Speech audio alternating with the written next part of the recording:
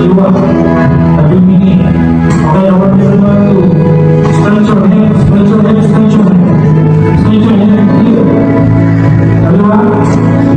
Stretch your hands, stretch your hands. And pray. We believe the Lord will heal your health here. Okay, I command healing. Complete healing. In your body. I command it to be gone. Be gone! In the name of Jesus Christ. In the mighty name of Jesus Christ of Nazareth. The Lord is touching your body. You believe? You believe the Bible?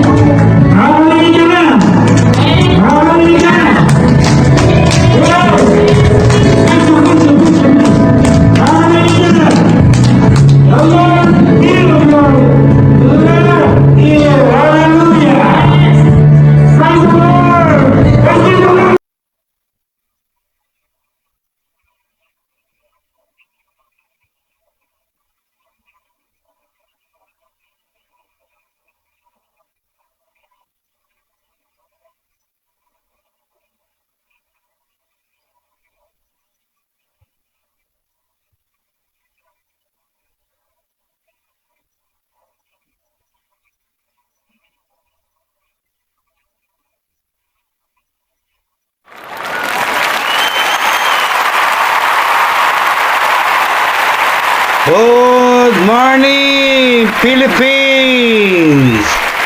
Good morning, world! Good morning, Metro Manila! And good morning, Metro Cebu! And welcome to Bishop James Lopez, The Healing Hour, where we spend special time dedicated to in-depth and comprehensive study of every healing miracle of the Lord Jesus Christ in Matthew, Mark, Luke, and John. And where in this program, I'm going to pray or minister to the sick. At the end, I want everyone stay tuned, stay stuck, don't go away. Watch this video, this program until we are studying every healing of the Lord Jesus Christ in the Gospels, and we learn how people were healed miraculously, and what the Lord Jesus Christ is teaching about divine or miracle healing, and how can you or the sick receive faith and build faith for the healing that you need. So, welcome po ang lahat sa ating program, The Healing Hour. Kailan tayo po ay nag-aaral patungkol sa mga himala na ginawa ng ating Panginoong Hesus sa Gospel, sa Bible, at sa bandang huli ng program na ito ay pag-pray po ni Bishop Lopez, ng inyong lingkod, ang lahat po na may sakit. Kayo po ng mga may sakit. Alright?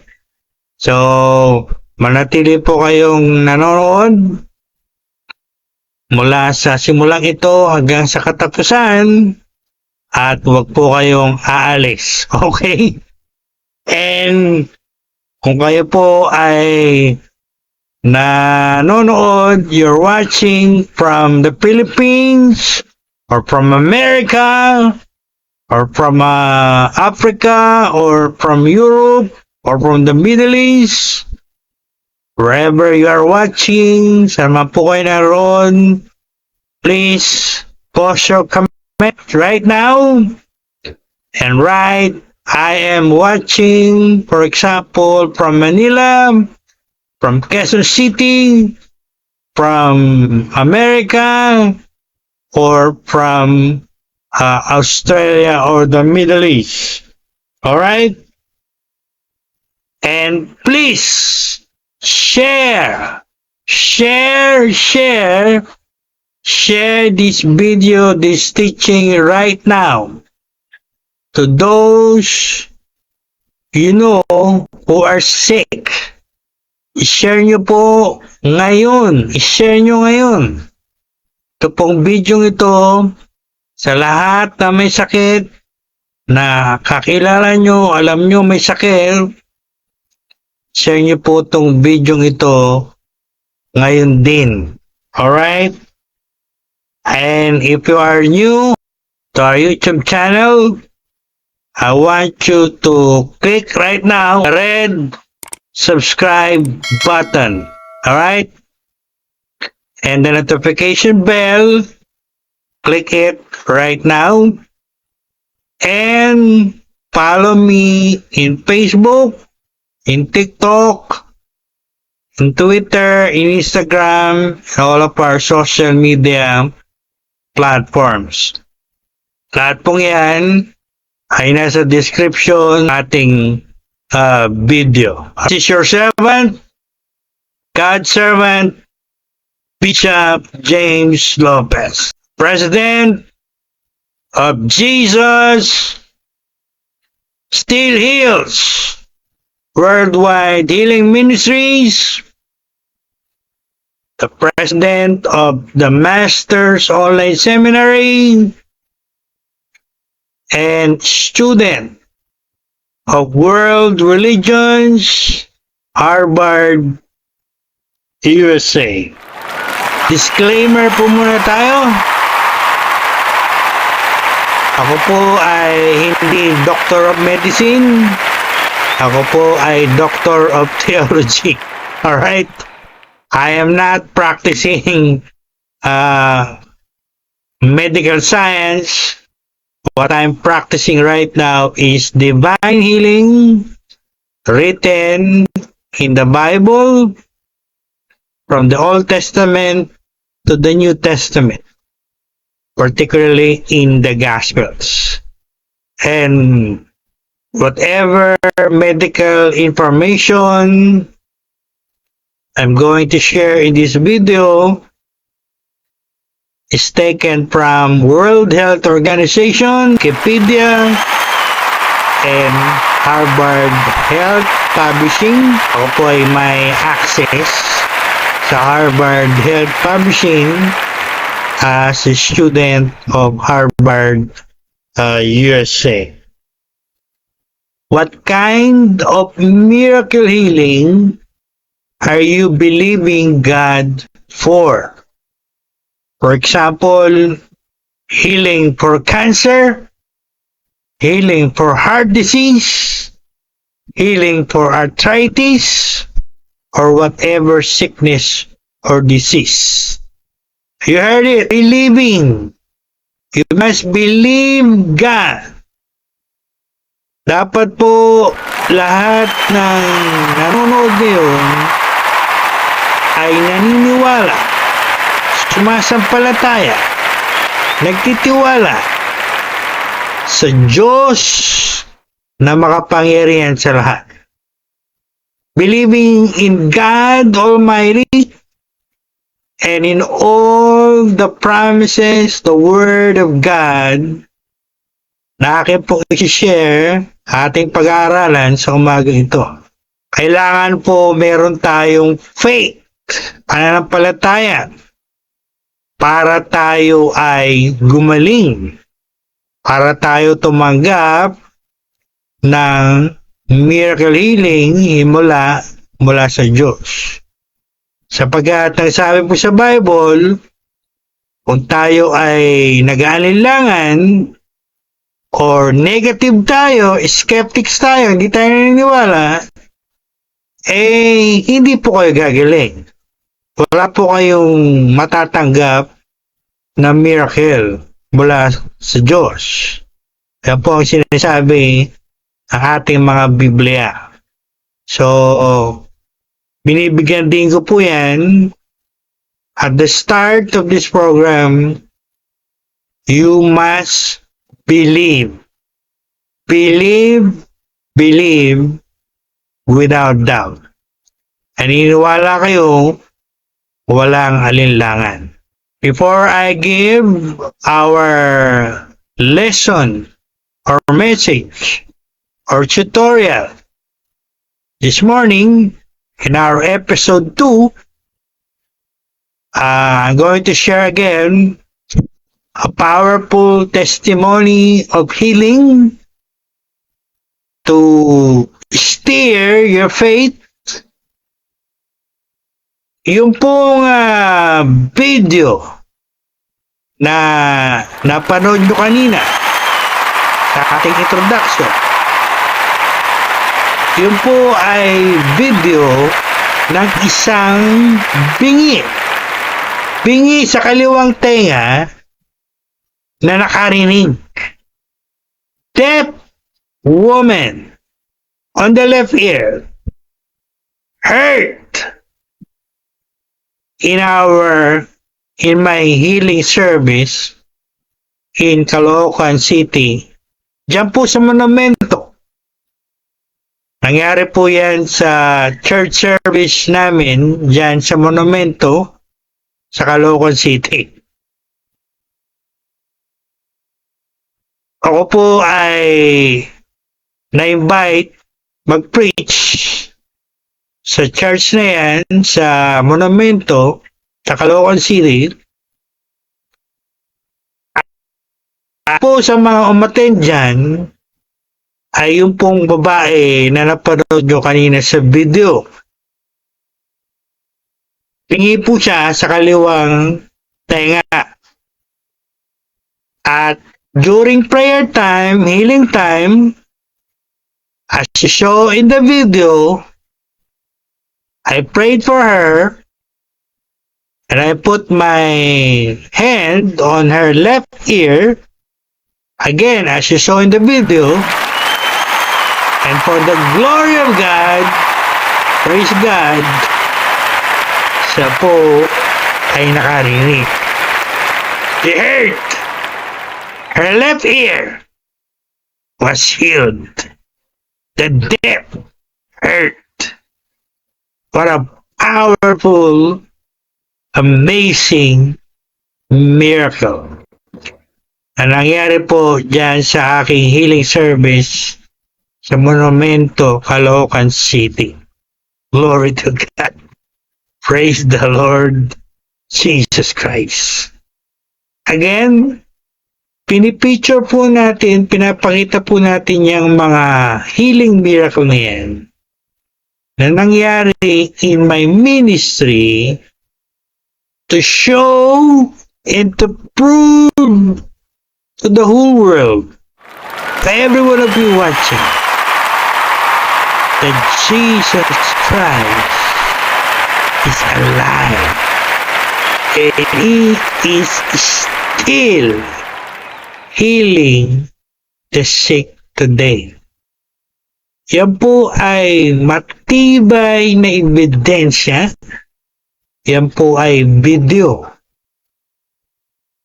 Matibay pong ebidensya yan na nagpapakita, nagpapatunay sa ating lahat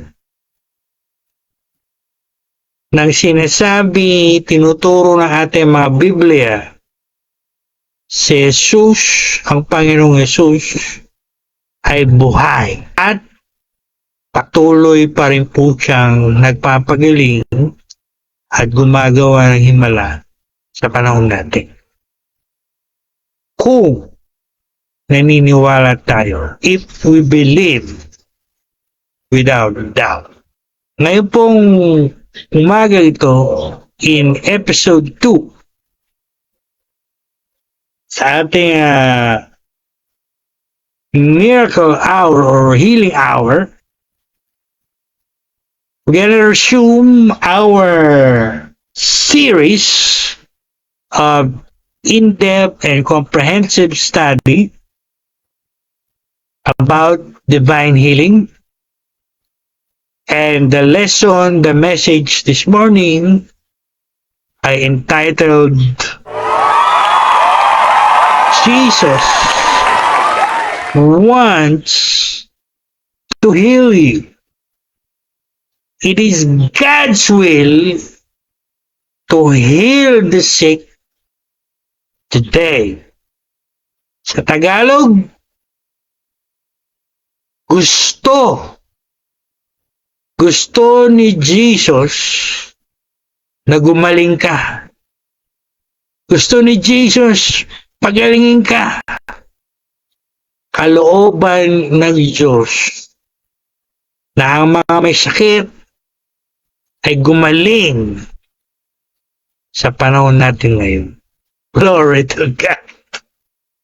Hallelujah. Praise the Lord Jesus. Diyan po ay makikita nating maliwanag, nakasulat sa ating mga Biblia. Sa Ebanghelyo ni Mateo, Kapitulo 8, talatang 1 hanggang 3. I want everyone to follow and open your Bible to the Gospel of Matthew, chapter 8, verse 1 to 3. I will read it, and I want you to follow it in your Bible. Alright? And here it is. I want everyone to listen. Pakinig po kayo mabuti at unawain yung mabuti ito.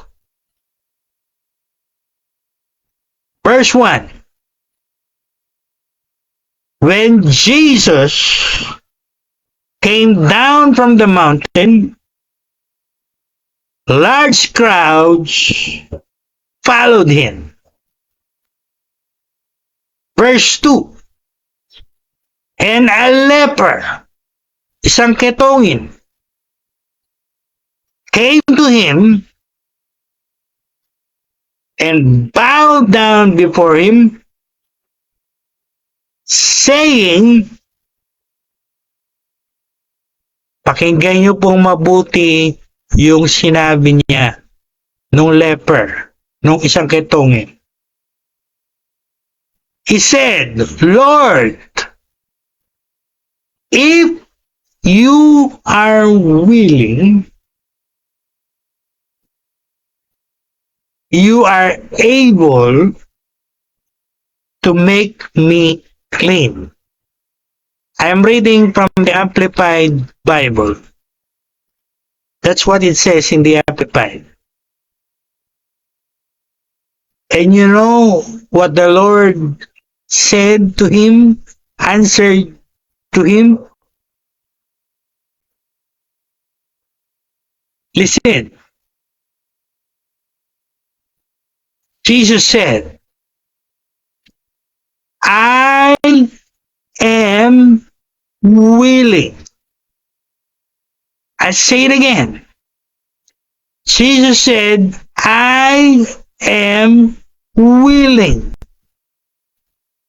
For the last time, Jesus said, I am willing. Be cleansed. Be healed. And the leprosy departed from the leper, and he was healed miraculously, instantly. Glory to God. God bless the reading of His powerful words. Ang Diyos po ang magpapala ng pagkabasa ng kanyang mga salita. Wow! Again, sasabihin po ni Bishop Lopez, maliwanag ang sinasabi ng ating text sa umagang ito. In the name of Jesus. Maliwanag po, no? Sa buong Pilipinas at sa buong mundo, millions of people are asking this question. Is it God's will for the sick to be healed? Kalooban ba ng Diyos na gumaling ang mga may sakit? Is it God's will? And the answer is written here in our text. God answered it already here. Very clear answer. He said, I am willing. It is my will. I want it. Many people know God can heal, but they are not convinced that God wants to heal them. Marami pong taong sa buong mundo, sa Pilipinas, alam nila kayang-kaya ng Diyos na pagalingin ang may sakit. Pero hindi sila convinced na gusto ni Lord na pagalingin sila. Yan po ang ating aaralin, uunawain, pag-aaralang mabuti sa umagang ito. Yan po ang problema ng leper o ketongin na to na nabasa natin sa ating text, no? Alam niya, naniniwala siya, kaya siyang pagalingin ni Jesus. Diba? Sabi niya, Lord, you are able to make me clean. Pero may problem siya. Ang sabi niya, if you are willing. Hindi maliwanag sa kanya kung gusto ni Jesus na pagalingin siya. Again, ang sagot ni Lord, I am willing. I want. It is my will. Aminin, aaralin, unawain. So that this question that many people are asking will be settled clear for all. We're gonna settle that question. Is it God's will for the sick to be healed? Does God want it? Again, the answer is here. At dahil po si Bishop Lopez ay nag-aral ng Greek 1 to 4, in my Bachelor of Theology, in my BTH, and in my MDiv, Master of Divinity, I'm going to give you the original Greek manuscript of this passage or text. What he meant by that, when he said, I am willing, what he meant by that, in the original Greek manuscript. That is what we will discover this morning. So you better listen. You better understand this. And you better watch this until its ending. Para, sabi ko nga kanina, this issue, this question, will be settled once and for all to all of us. At hindi na tayo magtatanong, hindi na tayo mag-wonder, is it God's will? Does He want it? Is it according to His will? Again, listen and watch this until its ending. Gonna look at it in the original Greek manuscript, and we're gonna interpret it correctly according to its original Greek manuscript or intent. Sapagkat marami po ang nagkakamali pagdating dito. Maraming nagtuturo, it is not God's will. Nagtuturo, si Lord Lau, nagbibigay ng sakit at karamdaman. Lord Lau, naglalagay ng sakit at karamdaman. Pang mga nagtuturo, kalooban daw ni Lord na magkaroon ka ng sakit. Because He is teaching you something through that sickness. At may mga nagtuturo na hindi na raw kalooban ni Lord, hindi na raw nagpapagaling si Lord na may sakit today. All of that are false and not biblical teaching. Nakita na po natin kanina yung sagot ni Lord. Maliwanag yung sagot dito ni Lord. He said, I am willing. So let's look at it now in the original Greek manuscript.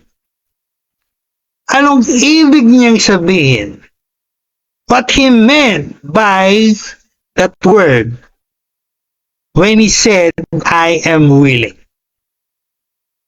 Alright? I will give now the Greek text analysis. Yung pong English word dito na willing. In the Greek word used there is telo. Telo. And the New Testament writers wrote about the will of God. The will of God. They use the Greek verb telo. So meaning, one meaning is, when He said, I am willing,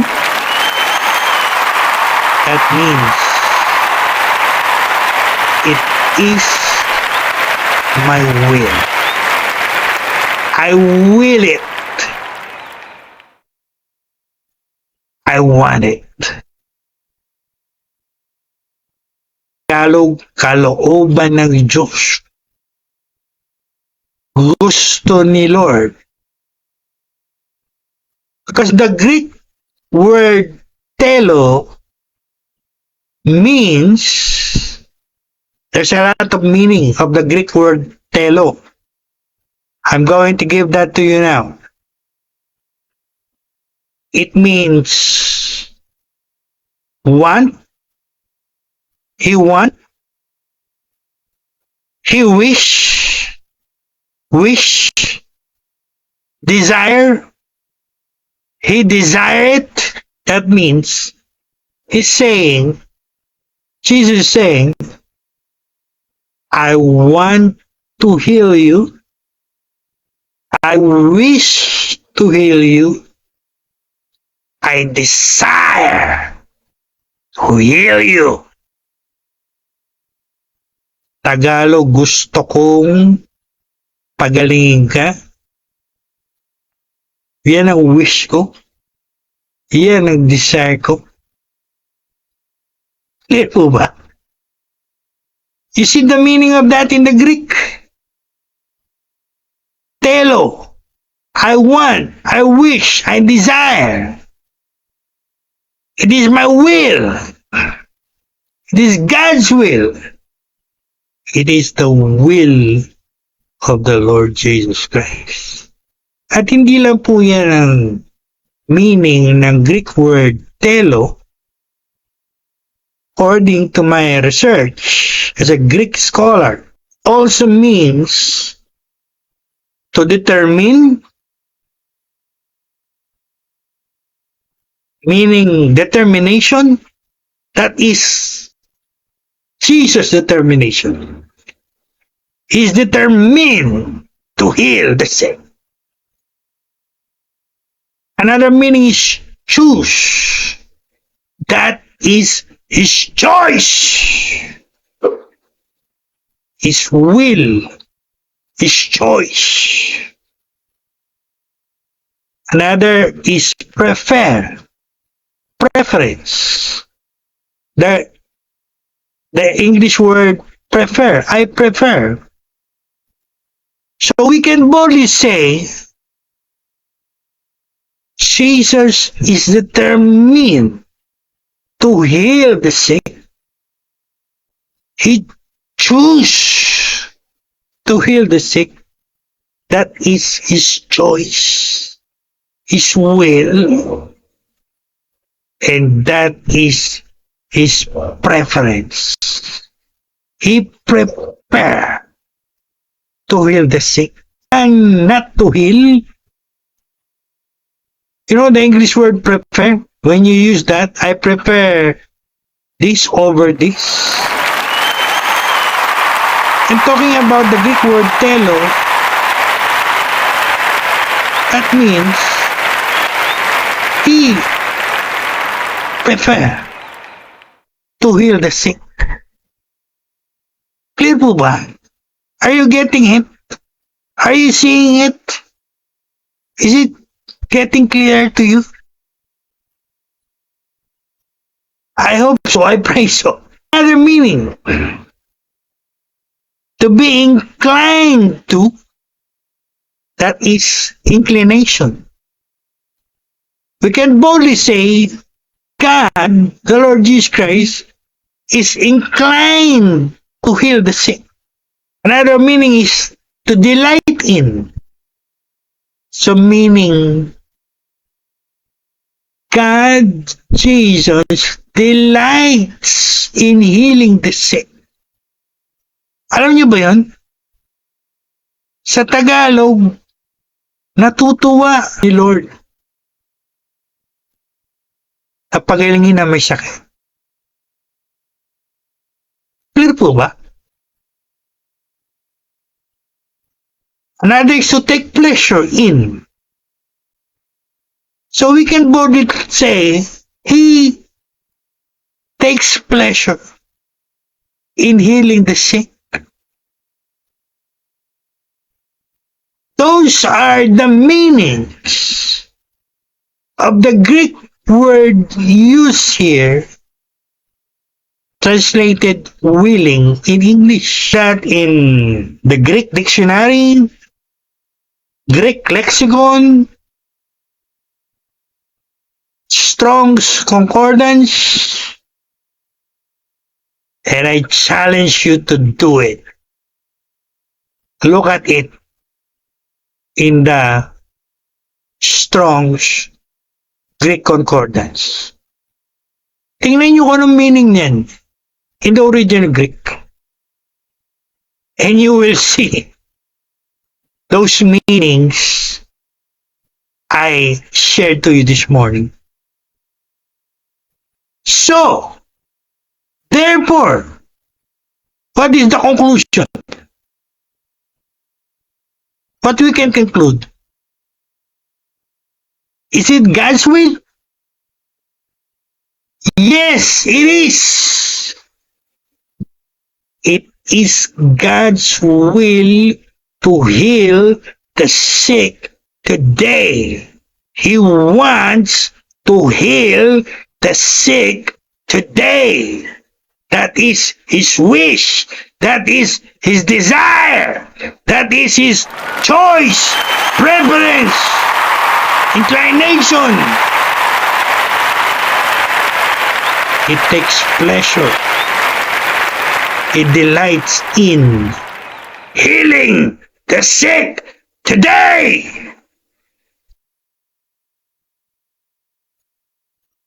Clear po ba? Isn't it that clear? Sa Tagalog, kalooban ng Diyos. Gusto ng Diyos.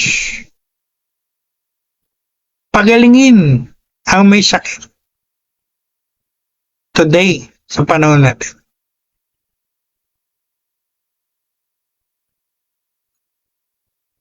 Yan po ang katotohanan.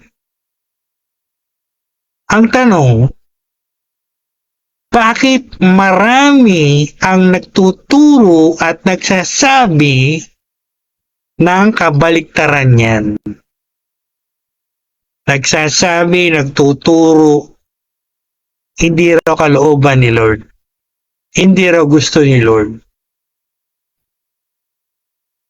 Tatanungin ko po kayo uli, kagaya ng tanong ko nung nakaraang linggo, where did you get that garbage? Where did you get that false and biblical teaching?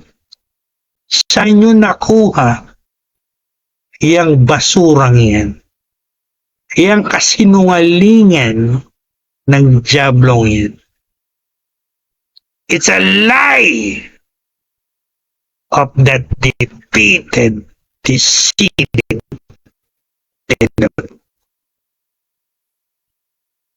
Aliwaliwanag nakasulat sa original Greek. I want to, it is my will. And then many of you will say or will teach, it is not God's will. Or did you get the garbage?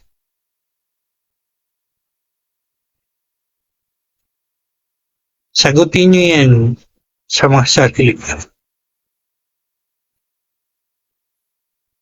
And if I will continue the Greek text analysis of this verse, I can give you a lot of info when you do parsing of the Greek. Alam po na lahat yan ng nag-aaral ng Greek. Present, active, indicative. Present, active, indicative. It is in the present tense. Not past tense, not future tense. It is active. In the Greek, not passive. It is indicative. Clear po ba? So, hindi ko na po habaan ito. I can boldly conclude based on the original Greek text analysis.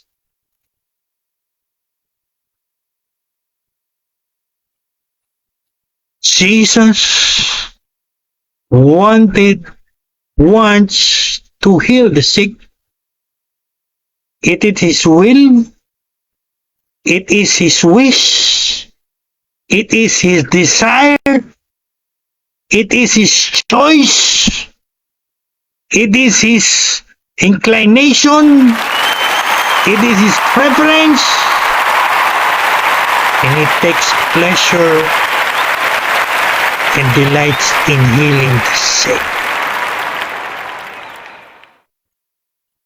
Glory to God. Gusto niyang pagalingin ang mga may sakit. Kalooban niya yan. He wanted to heal the leper and the sick in the New Testament. He wants to do it today. He wants to heal you and to heal me. Glory to God. Praise the Lord Jesus. Thank God for that very informative, enlightening revelation from the Lord this morning. So ano po ang dapat nating gawin? We must be fully convinced, fully persuaded that He wants to heal us. Dapat convinced tayo 100%. This is will. He wants it. Starting today, moving forward,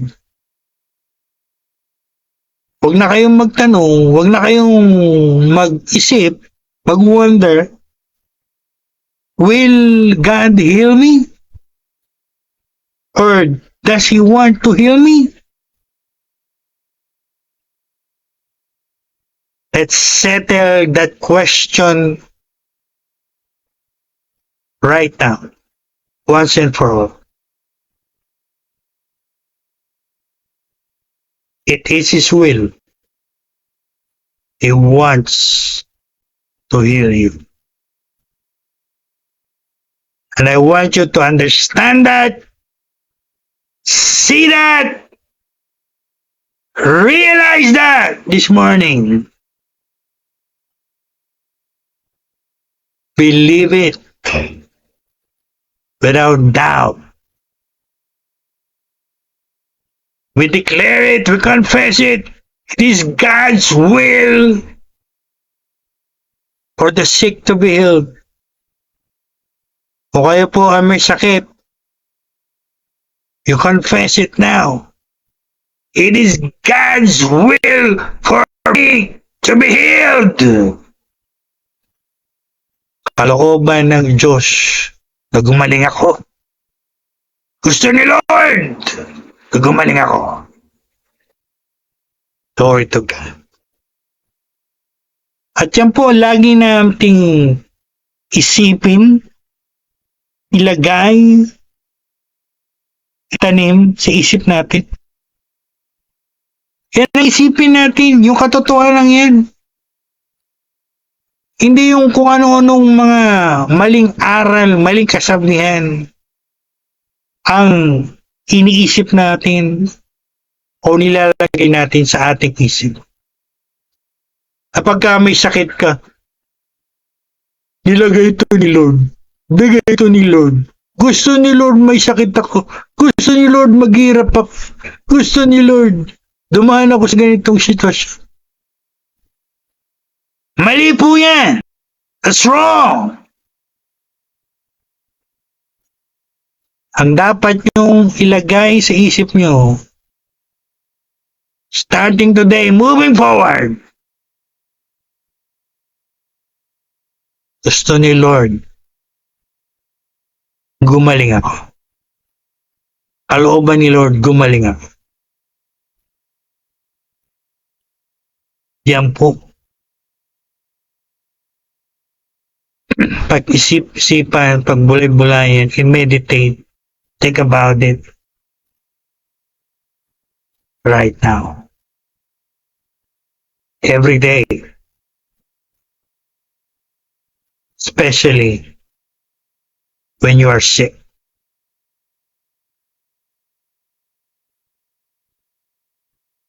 And not only you think about it, you act on it. Act on it in the name of Jesus.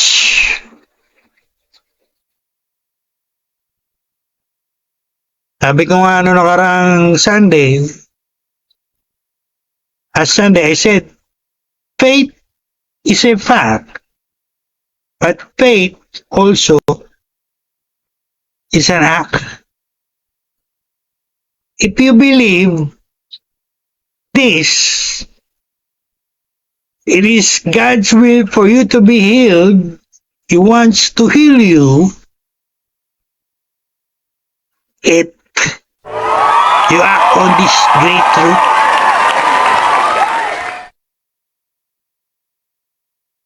mapapa-praise the Lord ka. Mapapa-thank God ka.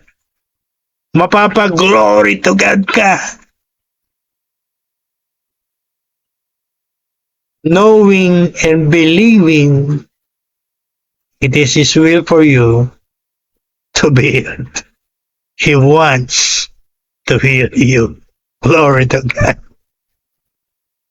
Now, before we end, malamang may mga magtanong sa inyo, if the Lord wants to heal you or the sick today, it is His will, why many Christians and many people today are still sick? Yan. Anticipated ko na po yan. Na-anticipate ko na yung tanong nyo. And thank God I have the answer for that. Kasama po yan sa research ko. So what are the reasons why many people and many Christians are still sick today, even though it is God's will for them to be healed, or the Lord wants to heal them today? Well, marami pong reason yan. No? I'm just going to give that to you quick.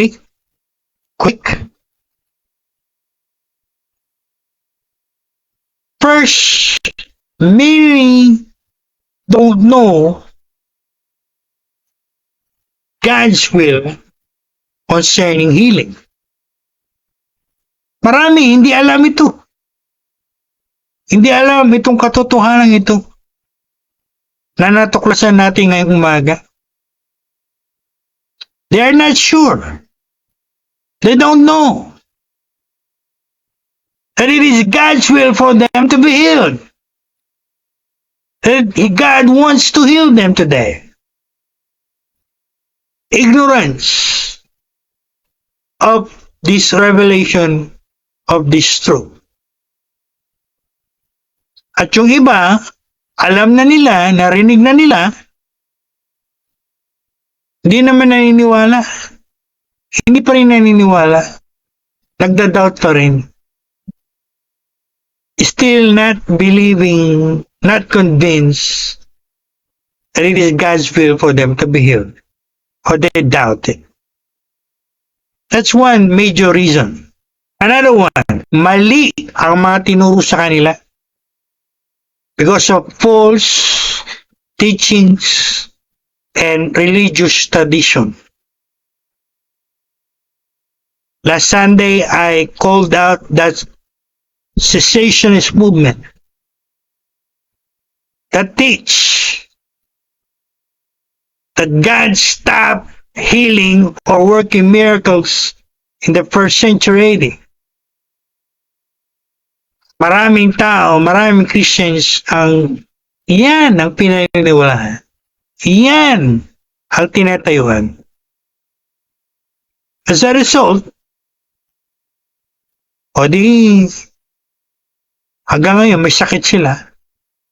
They're still sick. O yung mga ibang tao, pinaniwalaan yung mga maling paniniwala na narinig nila. Ang Diyos naglalagay daw ng karamdaman, naglalagay daw ng karamdaman sa kanilang mga katawan na kailangan nilang dalhin yung ganong klaseng pagsubok daw. Because of wrong and unbiblical teachings. That's why many are still sick. Pinangahawakan yung maling aral at maling paniniwala.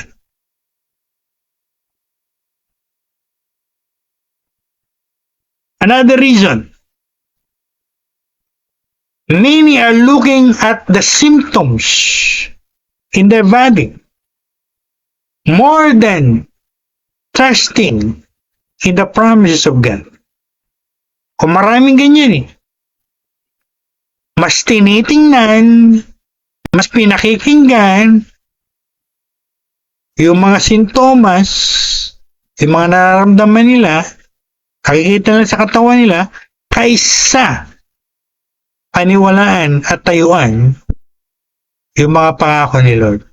At yung iba, hindi naturuan, not taught about acting on their faith or confessing their faith. That hinders them in healing of their sickness or disease. Yung iba naman, give up agad. Easily give up. So marami pong dahilan yan. Maraming factors yan. Why many are still sick, even though it is God's will for them to be healed. Even though Jesus wants to heal them today. Now, before we end, what about the question of may mga pinag-pray, hindi gumaling, days later, they died. Realidad po yan. At marami rin ang nagtatanong tungkol dyan. Some people die even after prayer for healing. Marami po tayong nakaranas ng ganyang realidad, no? Alam natin realidad dyan. We cannot deny that reality. So what is the answer to that? Again, thank God, I have the answer.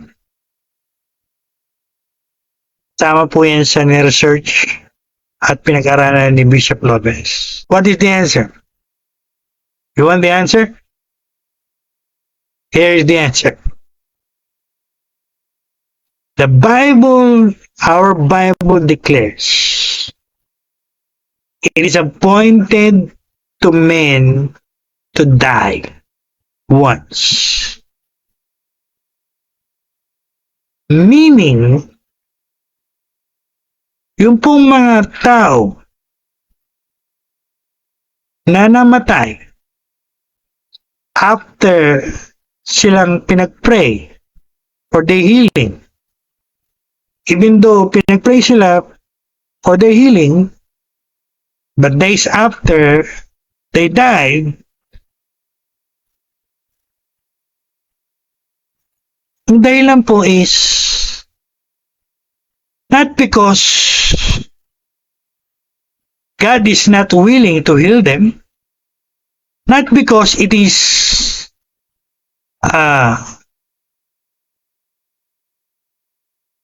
lack of faith, or not because there is a problem with those who pray. Ang dahilan po is they reach the end of their life. They reach the end of their life that no pastor, no bishop, no evangelist, No prayer, not even medicine can save them. Sapagkat dumating na po sila sa hangganan ng kanilang mga buhay. At ang will ni Lord for them is to depart from the world. Clear po ba? Pag ang tao po ay dumating na sa punto ng buhay niya na ganyan, at the end of his life or her life, wala na po tayong magagawa doon. Walang prayer, walang fasting, wala ring gamot that can stop it. Because the person reached the end of his life. At ika nga, pa-depart na siya sa mundong ito. Clear po ba? Yun pong reason. Yun ang answer. Why some people died even though we prayed for the healing.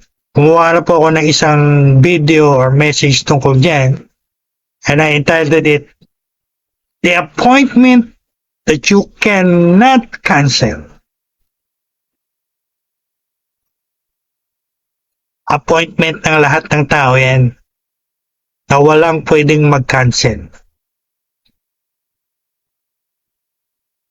Death. Reaching the end of your life. Alright? Pero po ba? Before we end this morning, sa Matthew 8, verse 3, instant healing. Instant yung healing nung leper. He was healed instantly.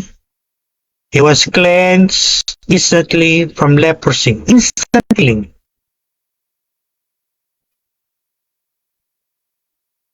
But I want to tell everyone, for the information of everyone, even though it is God's will to heal the sick, even though Jesus wants to heal the sick today, not all healings are instant. Meron din pong tinatawag na gradual healing. However, meron po akong however, we should not conclude that if healing is not instant, healing has not begun. Gumaling siya. Pinagaling siya ni Lord because it is God's will for him. It happens. It is gradual, not instant. Clear po ba? Alam niyo po ba na mayroong ding gradual healing in the gospel? In the ministry of the Lord Jesus Christ? If I'm not mistaken, there is one recorded instant in Mark 8:22-25.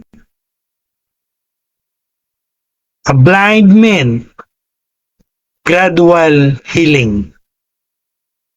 So, not all healings are instant. It can be instant right away. It can be gradual, in progression. It takes days, or months, or even years. But whether it is gradual or instant, it is healing by the Lord. And therefore, it is miracle healing, divine healing, and therefore,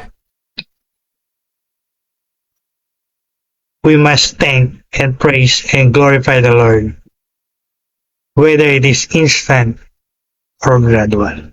We just pointed it out this morning for when, sapagkat realidad po, not all healings are instant. May mga gradual. Gaya nung binanggit ko sa Gospel, sa Mark,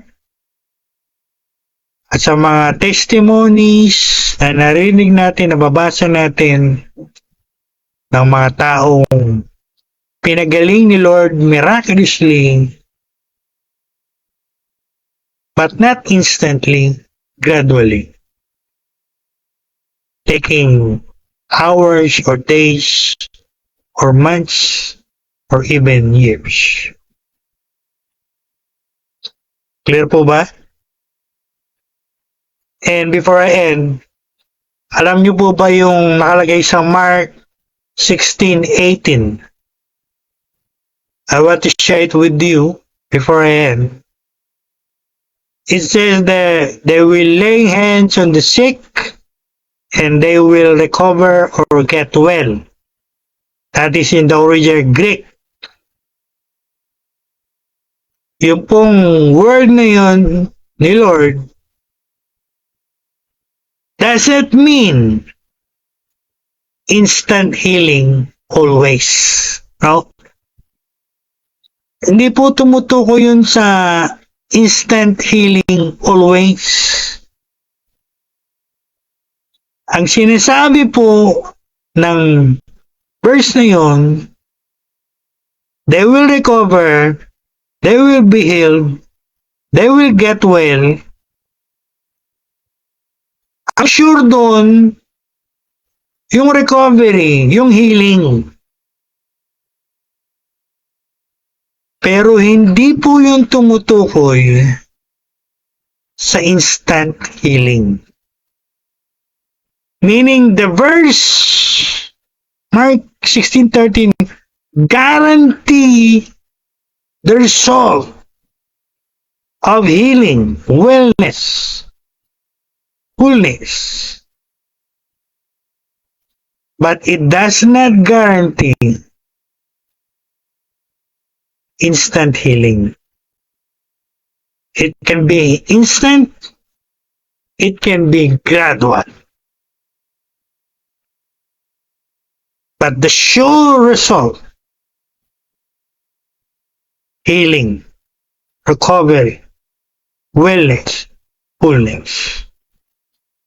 So meaning ang Mark 16:18 po, Mark 16:18 is not a timetable. It's about the end result. Can be instant, can be gradual, but the sure end, healing in the name of Jesus. Yan po ang sinasabi niyan sa original Greek. Alright? So now, you know, especially every Christian, believe that verse and who practice that verse and who pray for the sick and who have ministry to the sick. Alright? Now you know. So, what will be our conclusion and application this morning? Glory to God. Hallelujah. The leper came to Jesus with one question. Lord, if you are willing Again, the Lord gave the clear answer. That settles it all. I am will. I want to. It is my will. Gusto ko. Kalooban ko. Gumaling ka. Be healed. That answer still echo throughout human history. I have good news for you this morning. To every sick person, to every hurting family, to everyone in pain, every discouraged Christian who is undergoing sickness or disease, and to every person who is watching now. What is the good news? The good news? Jesus wants to heal you. It is God's will to heal the sick today. That's the good news. Whatever is your sickness or disease right now, cancer, AIDS, heart disease, stroke, arthritis, osteoarthritis, diabetes, going, hypothyroidism, kidney disease,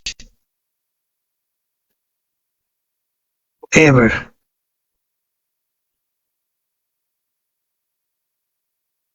Come to Jesus now in faith, with faith, without doubt. Lumapit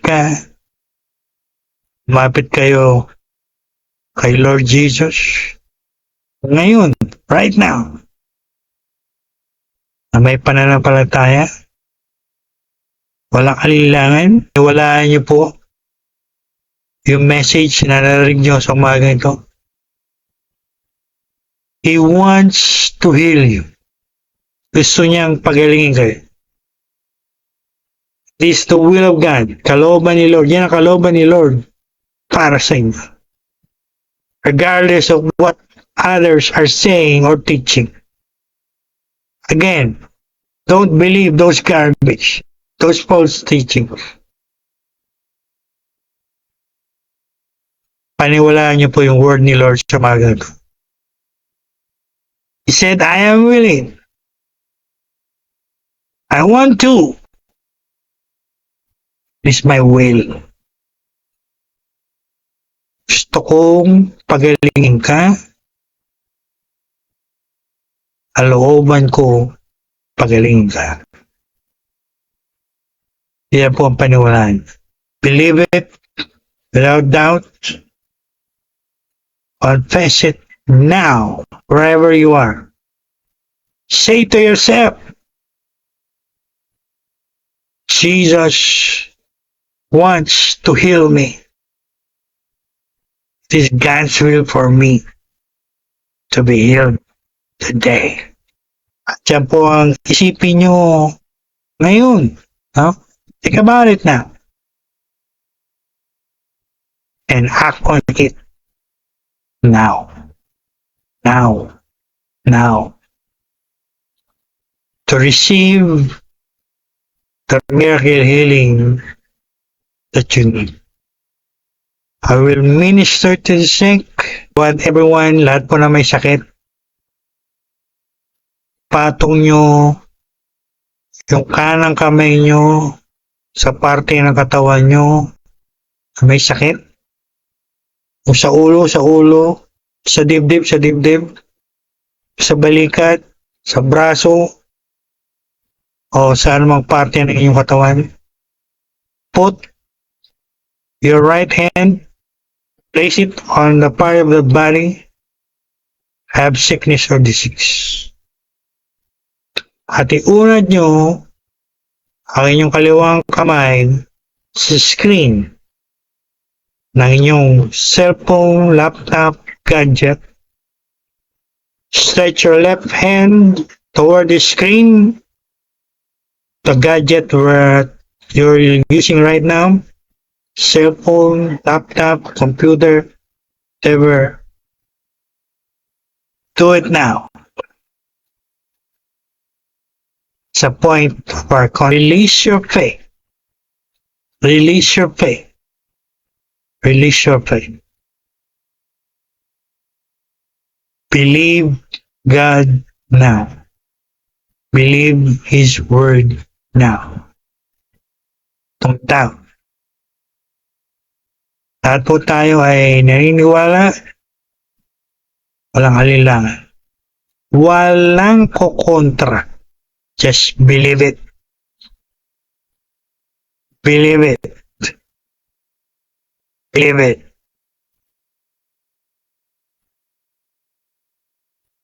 In the name of Jesus Christ of Nazareth.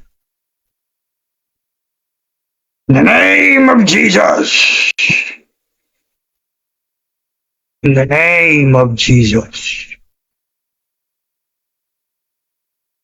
In the name of Jesus. Natin ating mga sarili. Prepare ourselves for the healing miracle that we need from the Lord. Believe it, believe it, believe it. Without doubt. Without doubt. Without doubt. I will minister now to the sick in the name of Jesus.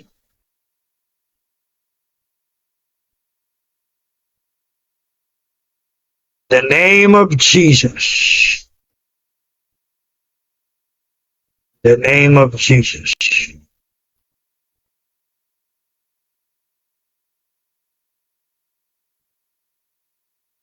The name of Jesus. The name of Jesus, name above every name. In the name of Jesus, King of Kings and the Lord of Lords. It is written, every knee must bow, should bow. The name of Jesus, I rebuke cancer. I rebuke cancer. I rebuke cancer in the name of Jesus. In the name of Jesus, I rebuke heart disease. I rebuke heart disease in the name of Jesus. I rebuke every arthritis, every osteoarthritis, in the name of Jesus. I rebuke it, I rebuke it, I rebuke it in the name of Jesus. I rebuke hypothyroidism, I rebuke goiter, I rebuke it in the name of Jesus, in the name of Jesus, in the name of Jesus.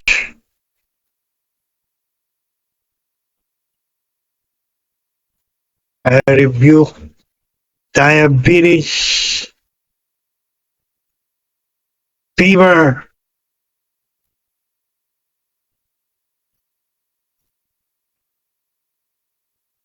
kidney disease. I rebuke every sickness, every disease. I rebuke every sickness, every disease. I rebuke every sickness, every disease in your place, this place.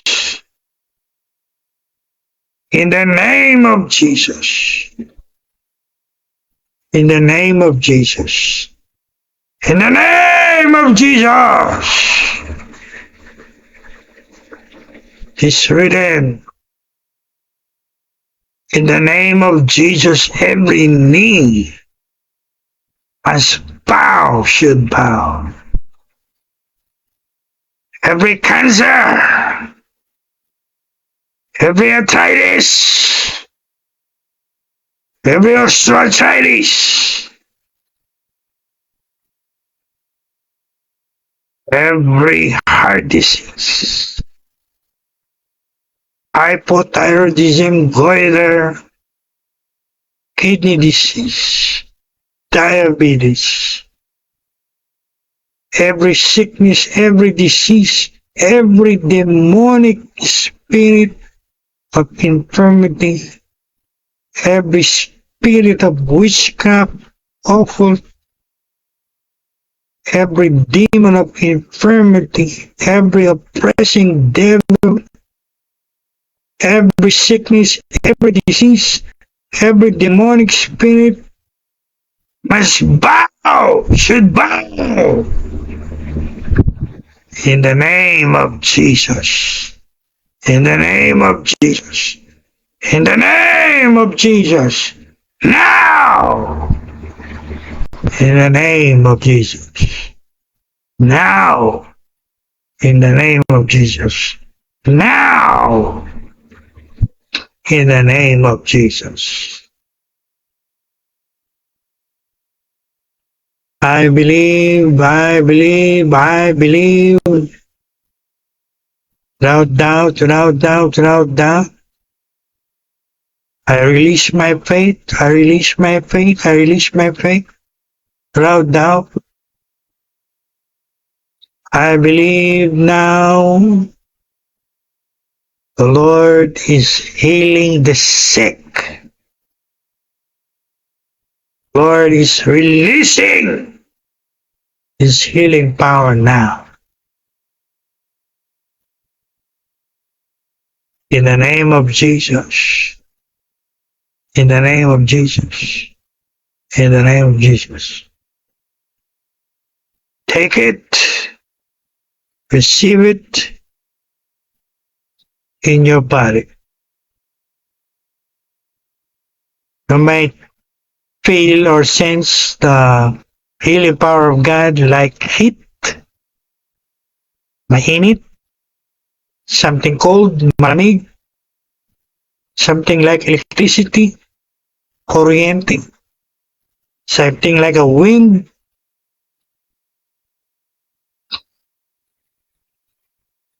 something like something coming out of you or going into your body.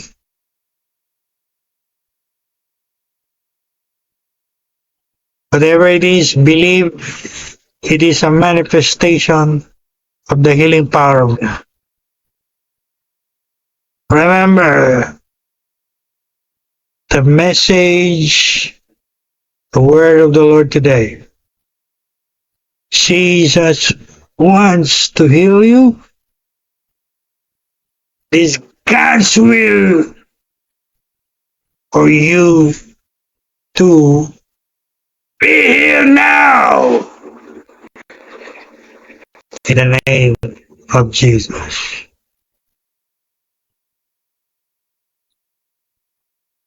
And when you feel it, when you receive it,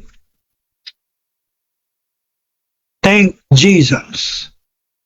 Praise Him. Give Him all the glory. Salamatan niyo po si Jesus. Give Him praise. Give Him all the glory. Si Jesus po ang nagpapagaling sa program na to, sa ministry ito. I am not a faith healer. Bishop Lover is not a faith healer. Jesus is the healer.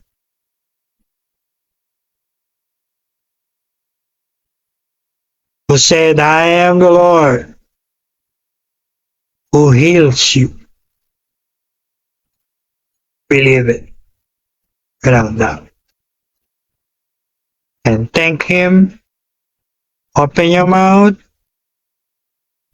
Say it. Sabihin niyo po, thank you, Jesus. Thank you, Jesus. Thank you, Jesus. For the healing. For my healing.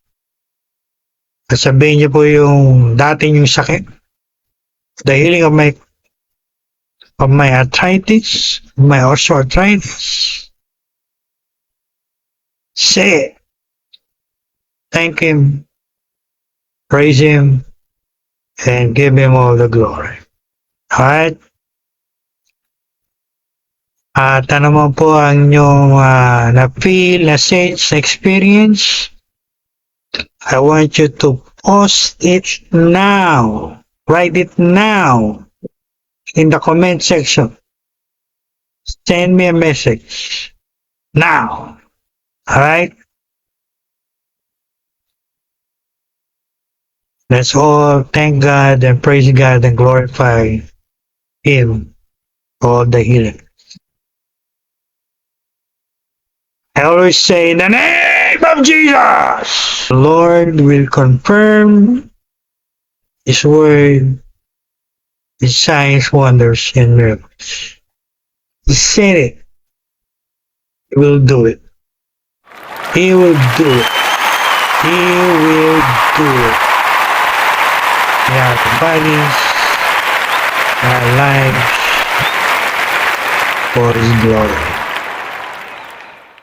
In the name of Jesus, amen and amen. Glory to God. Praise the Lord Jesus Christ. Kung kayo po ay nakaranas ng healing ng power ni Lord this morning, you feel it, you sense it, you receive it, you experience it, post it, write it now in the comment. Send me a message for the glory of God.